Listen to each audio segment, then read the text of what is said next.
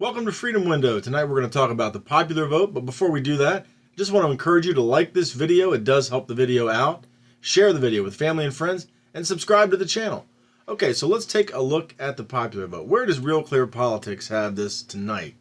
They've got it at 7.2% for Biden. That includes a few big leads in the NBC Wall Street Journal poll, the Economist YouGov poll, and the Reuters Ipsos poll. You know, the likely suspects, the ones we often see with these crazy inflated leads.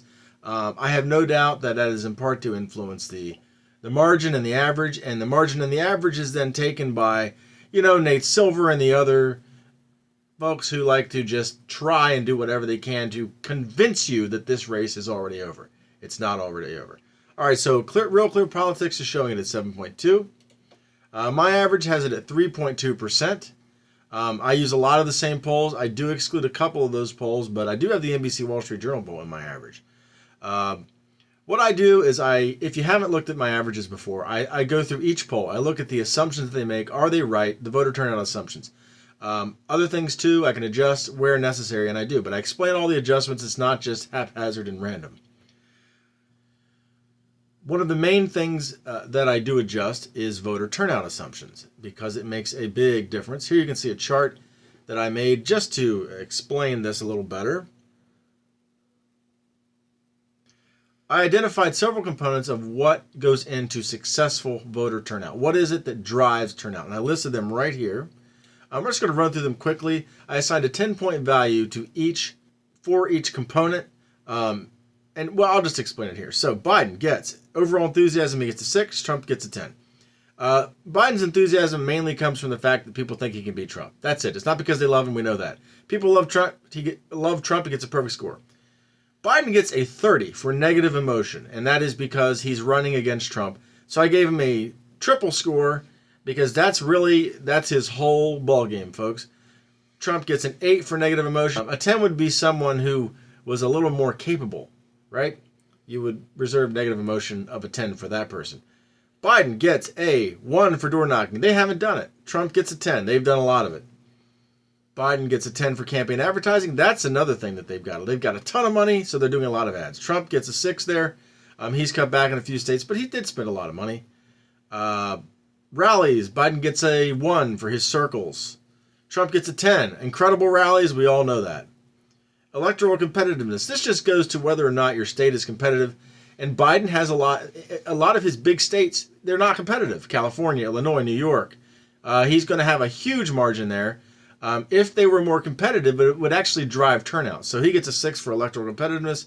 Trump states mostly are competitive states. He does have some red states that aren't competitive, but they're mainly lower population states like Idaho, Oklahoma, states like that. Alabama, Mississippi. Those are not huge population states. So Trump has a lot more states where he's electorally competitive, and so it's going to help drive his turnout. Obama electorate similarity. This just goes to how much do your people love you. Biden gets a 5 here just because he ran with Obama and people associate him with Obama. So he gets a 5. Trump gets a 10. His people love him. We know that. Okay, reliance on mail-in voting. Biden gets a 2 here. That's a reliance on in-person voting. The Biden team is not relying on it as heavily, anywhere nearly as heavily. They are relying on it, so they get a 4. They're relying on it some. They get a 4. Trump, they're relying on it much more heavily. They get an 8. Millennial enthusiasm. Biden doesn't have a lot of millennial enthusiasm. The only enthusiasm he has from that generation is that he might be able to beat Trump.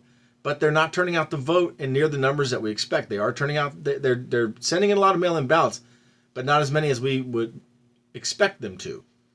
Millennial enthusiasm for Trump. He does have some support among millennials. He gets a 4. Black enthusiasm. Biden gets, he does have about a 7, I guess, in black enthusiasm.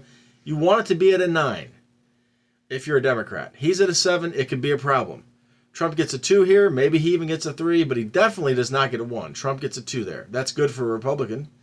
Hispanic enthusiasm. Biden gets a 5, and Trump gets a 3. I did this chart a few weeks back. If I were doing it today, I'd give Trump a 4 on that score. And then finally, voter registration success. The Democrats have not registered that many folks this time. The Republicans have registered a lot and are doing quite well in comparison to Democrats. So overall, you see that Trump's voter turnout assessment is higher. He gets about a 96%. compared to Biden, who gets about an 85%. So it's unclear to me why all the pollsters just assume that the Democrats are going to outnumber Republicans by 4 or 5 points nationally, and they do. I assume that the Republicans will be outnumbered nationally by about 1, and that's because you have the big population states like California and New York. That's going to do the trick there, but it's going to be a much closer election nationally. Why do I think that? Gallup poll just came out a little bit ago. It's showing that 31% of the country are Democrats, 29% are Republicans. If you take my chart and you apply it to those numbers, there's no reason why Republicans can't even equal Democrats, really, in the overall turnout. That's where I get it. Also, turnout among independents is not going to be really high this time. There's evidence that they're not coming out to vote like the partisans are. The partisans are driving it. Everyone's saying, oh, it's going to be a huge turnout. That's because the partisans are coming out. The independents are actually coming out at a lesser rate.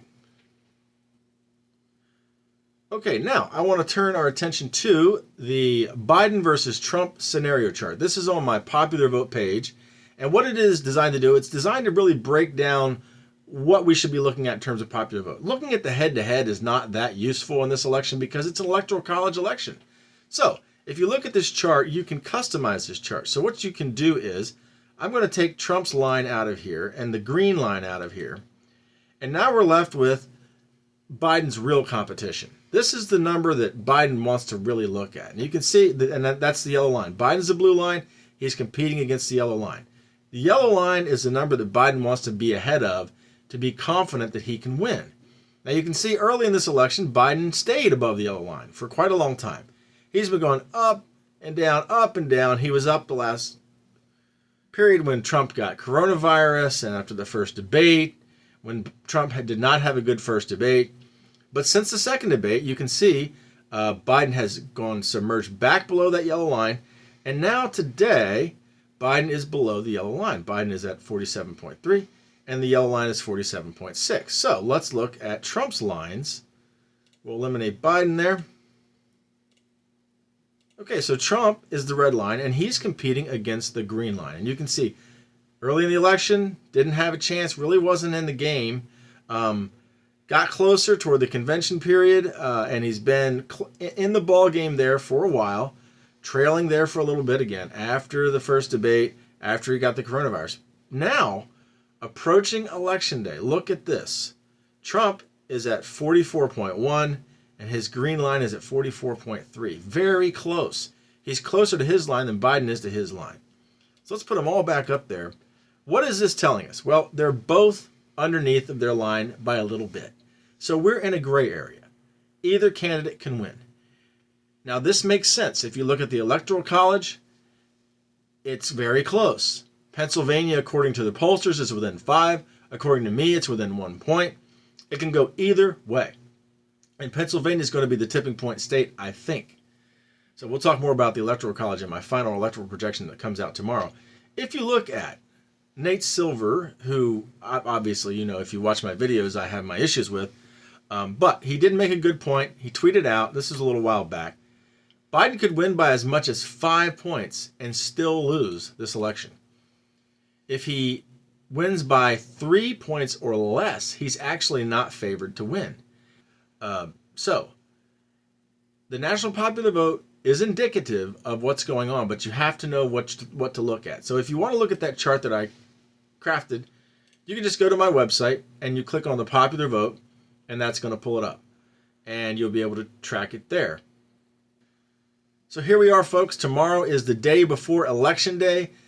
Stay tuned to my YouTube channel. I'm going to be releasing an updated Electoral College projection. That's going to be later in the day. I'm going to release my House of Representatives projection. I'm going to release my Senate projection and a number of other videos. There'll be a lot coming out on the channel tomorrow. Stay tuned. If you like this video, please share this video with a friend or family. Like the video. It does help the video out. And subscribe to the channel.